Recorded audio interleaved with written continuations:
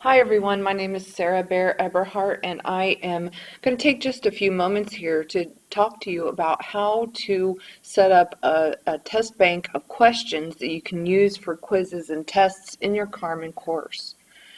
Start by logging into Carmen at carmen.osu.edu and then choose the course that you want to go in and create a test bank.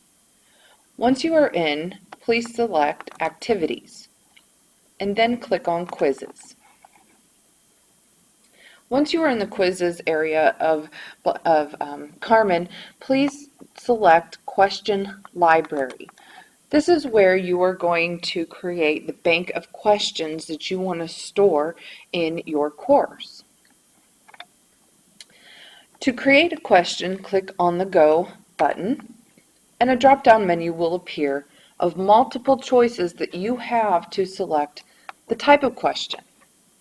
Let's begin by talking about the multiple choice question. For every question that you create, you can select a title. You will see right here that there's optional in parentheses after the title. We strongly recommend that you create a title so that when you go to select the question from the test bank to put into a quiz, you will know what this is about.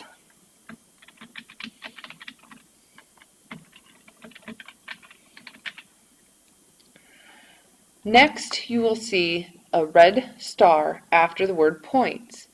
You must have a value here. How many points do you want this particular question to be worth? This is something that you can go back and change later, but if you know that for the majority of the time your questions are worth 2 points apiece or 10 points apiece, you can enter that into this area at this time. If you wish to select the level of difficulty of the question, you can do so here by clicking on that down arrow. If you don't care about that, you don't need to select anything at all. Under question text, you will again see another red star, which means you must enter something into this field. This is where you will actually put the question for this particular multiple choice question. Okay, here you can see that I've paused the video for just a minute and I've entered the question that I want to have in this particular test question. If I want, I could add an image. So my question is, what is the weather outside today? If I wanted to go outside and take a picture, I could actually upload that picture here.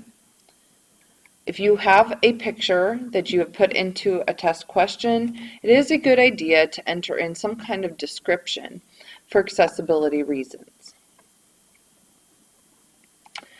You can select how you want the multiple choice answers to appear, and that is what enumeration means.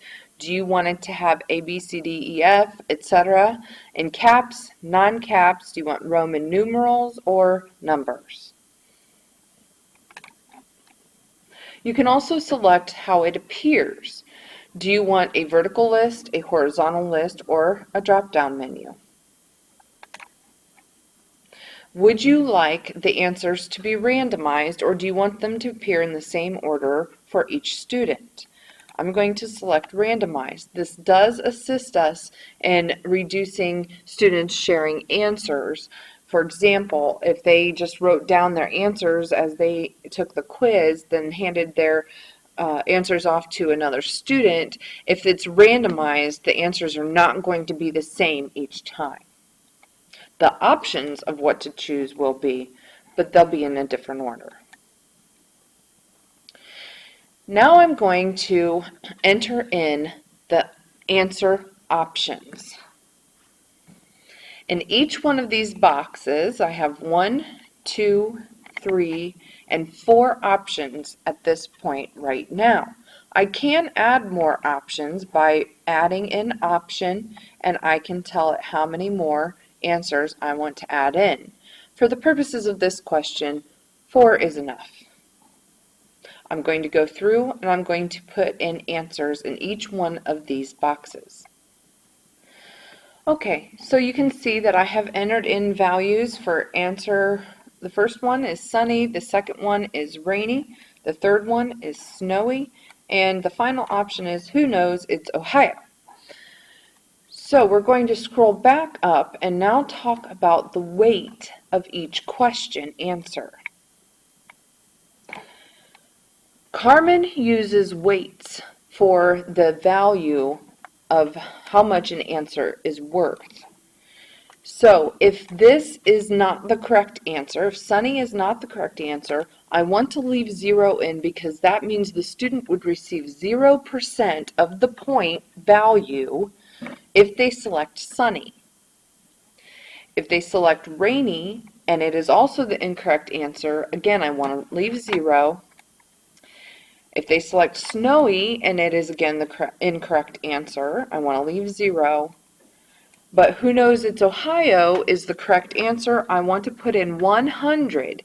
This is not a point value, this is the percentage of the point value. I'm going to scroll back up here just for a minute so you can be reminded that in this, earlier up here, I told Carmen that this question was worth 2 points. So the who knows it's Ohio answer will be worth 2 points if the student selects that because I've given it 100% value of the answer. If, however, I wanted to give partial credit for another answer, I can say 25% can go there because I'm just giving partial answer or partial credit. This does not have to add up to 100%. This means that if the student clicks on snowy, it's not wholly correct, but I'm going to give you some partial credit for answering that. If they do select Ohio, however, then they get 100%. This is multiple choice, which means only one answer is correct. In this column, we see that we can choose feedback. So if we give a partial credit answer, we want to make sure that we explain to the student why this particular answer is not worth 100%.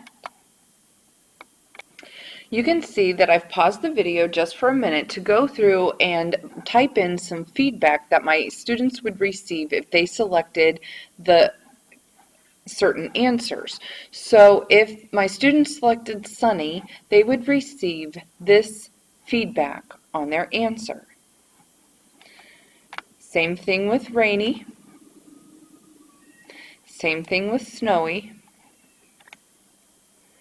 And then if they selected the correct answer, I simply give them a very quick, this is the correct answer, great job. I would vary this in my responses to the students so they aren't seeing the same thing each time. We scroll down to the bottom, and if we wish to give our students some hints on the questions, we can do that.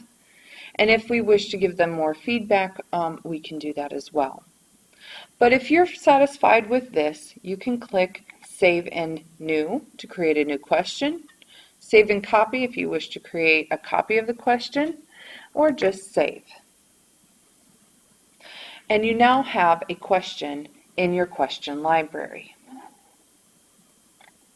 If you wish to create another question, you can simply go up to the Go button, click it, and select the next type of question you wish to create.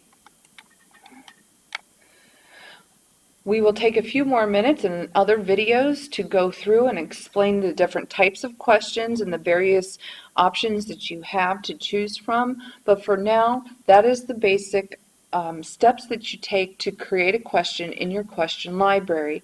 Again, this is for your future use for when you select a quiz for your course and you go to set it up. It is much easier to do that when you have your questions already populated in your question library. If you have any questions about how to create a test bank or question library, please do not hesitate to contact me, Sarah Bear-Eberhardt, or Joni Tornwall for assistance. Thank you.